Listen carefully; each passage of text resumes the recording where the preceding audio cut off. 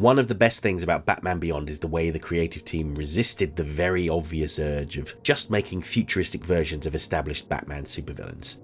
It really would have been so simple for them to just make a Clayface Beyond or a Harley Quinn 2.0. Sure, they did take elements from these characters, but used them to make brand new characters like Ink and the DD Twins. As this was a new world set in the distant future, they didn't just limit themselves to Batman characters to take inspiration from either. I've already talked in depth about how Batman Beyond took inspiration from the characters seen in the pages of Spider-Man. But the villains I want to talk about today were a very clear nod to Marvel's first family, the Fantastic Four. We're talking about the Terrific Trio, who debuted in the Batman Beyond episode Heroes. The Terrific Trio are a group of scientists, Dr. Mike Morgan, Dr. Mary Michaels, and Dr. Stuart Lowe, who were given strange powers after a freak accident in their lab. Morgan became the hulking Magma, a clear parallel to Marvel's The Thing crossed with a little of the Human Torch. Michaels became Freon, their version of the Invisible Woman, except she was gaseous rather than invisible. And Lowe became 2D Man, a not at all subtle nod at Mr. Fantastic. After their transformation, they were taken in and studied by the US military, who packaged them as an all-American government-endorsed superhero team, the Terrific Trio. The alliterative name is also a clear nod to the work of Smiling Stan Lee, but I like the fact that they chose to use the word terrific, given the word's roots in the term terror. The trio did their best to help people, and were generally popular, but they couldn't escape the fact that they were, in their own words, freaks. Especially Magma, he didn't even look human anymore. This causes him a great deal of distress as he can no longer hold his fiancée Freon in his arms. Their powers make them completely incompatible with each other. His powers are fire and earth based, while hers are cold and air based. Meanwhile, the 2D Man is the perennial, stretchy third wheel in their little pity party. Magma is distrustful of the government and finds it suspicious that the accident happened the way it did, especially when the fourth member of their team, Dr. Howard Hodges, there's that alliteration again, was conveniently absent thanks to a last-minute budget meeting. It would transpire that Dr. Hodges had been jealous of Dr. Morgan, particularly his relationship with Dr. Michaels, and sabotaged the equipment with the aim of killing him, which would allow Dr. Hodges to have a relationship with Dr. Michaels, assuming she was even into him, which frankly seems a bit presumptive. What he didn't count on was that Dr. Michaels would also be there, and the accident was not immediately fatal. It's also worth pointing out that Dr. Lowe was there too, but no one seems to care about his safety. Poor Dr. Lowe. And Magma was right to be suspicious of the government. First of all, the general that is responsible for their team, General Norman, has a literal Hitler moustache. And I don't care if over 100 years have passed by the time of Batman Beyond, that moustache will never come back into fashion. The only person that can pull it off is J. Jonah Jameson, and that is it. After Magma steals the military's test results, he learns that the trio are living on borrowed time and will soon pass away. The fact that this was being hidden from them, that they were being used as an exploitable commodity for the government, and that their closest friend had betrayed them, tips them over the edge. In response, the trio decide to reenact the experiment that led to their creation, despite the fact that it would result in the destruction of Neo Gotham, and the death of all the people living there. By this point, they had lost all hope and wanted to annihilate everyone and everything along with themselves. Enter Batman. When the trio made their debut, Batman seemed to be quite happy to have some help. Maybe this means he can start to have something that resembles a normal life again. But the elder Batman is cynical because of past experience with other government-sponsored super teams, like the Ultimen. These Ultimen were also presented as real American heroes, a group to be admired and sold to the masses as a commodity. In reality, they were genetically engineered clones with a very short lifespan that were intended to be used against the Justice League. So you can understand why the elder Batman insists that Batman keeps an eye on the trio and is ready to intervene when they have their meltdown.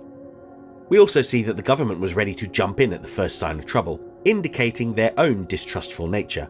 Perhaps General Norman knew that, as intelligent people, it was only a matter of time before the trio figured out what was really going on. And it's interesting to see the tactics of the government compared to Batman. When they send in the military and go all guns blazing, I try not to think how much that terrific tower cost them and how much it will cost to repair it, Batman tries to reason with them. But they are too far gone. And this episode really demonstrates that not everyone is cut out to be a hero, especially the kind of people that drape themselves in a flag and loudly proclaim themselves to be patriots. The personal betrayal the trio experienced at the hands of Dr. Hodges adds an element of tragedy to this group, but it doesn't excuse their actions. The betrayal they experienced at the hands of the US government is entirely indicative of the disdain that the DCAU creative team showed towards authority. The trio were assumed to be dead at the end of the story. Freon was pulled apart by a powerful vent, which also sucked in 2D Man if anyone cares, and Magma was doused in water, which caused him to solidify. However, there was a tie-in comic written by series writer Hilary J. Bader that would have seen them return, at least 2D Man and Magma anyway. DC's solicitations for the issue were as follows. It's the return of the terrific trio, last seen on the Kids WB animated series. 2D Man and Magma, the two surviving members of Gotham City's superhero team of the future, are in custody after going berserk. But strange messages from Freon, their dead teammate, lead them to break out and initiate experiments to reassemble her, using Batman as the energy source. But the comic was cancelled shortly after it was advertised, and it has been widely reported that Warner Brothers were worried that Marvel might object to the trio because of their similarities to the Fantastic Four. Some people have even claimed that Marvel objected to the comic based on the solicitations, and Warner Brothers backed down. Unfortunately, Hilary Bader is no longer with us, so I can't ask her to find out what happened, but I have attempted to get to the bottom of this mystery by contacting artist Craig Russo to see what he recalled about the incident.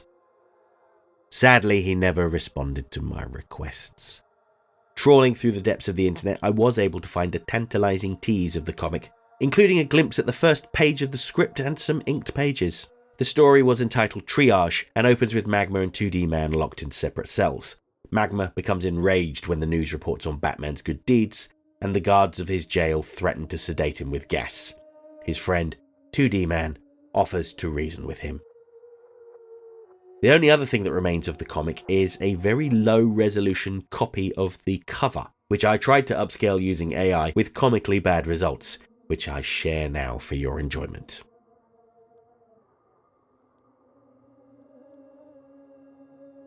So, given that the script is inaccessible to us and we only ever got a glimpse of the completed artwork, all I can do is speculate.